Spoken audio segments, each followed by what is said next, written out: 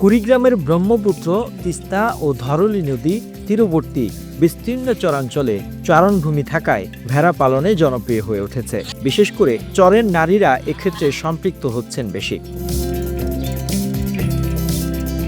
এক একটি ভেড়ার দাম ৩ থেকে ৪ হাজার টাকা। ৬ মাস পর পর প্রতিটি ভেড়া ২ থেকে ৪টি করে বাচ্চা দেয়। ভেড়ার রোগ ব্যাধিও কম হয়।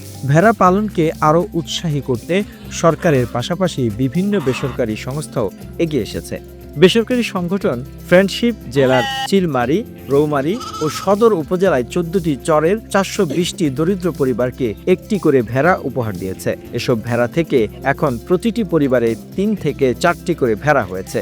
জেলা প্রাণী সম্পদ বিভাগ এসব ভেড়া পালনের জন্য উন্নত প্রশিক্ষণ সহ টিকা এবং কৃমিনাশক বিনামূল্যে দিয়েছেন। সংশ্লিষ্টরা বলছেন, কুড়িগ্রামের ৪ শতাধিক চরে ভেড়া পালন অত্যন্ত সম্ভাবনাময়। সরকারি বেসরকারি পৃষ্ঠপোষকতা পেলে ভেড়া পালনের মাধ্যমেই বদলে যাবে চরাঞ্চলের অর্থনীতির চিত্র।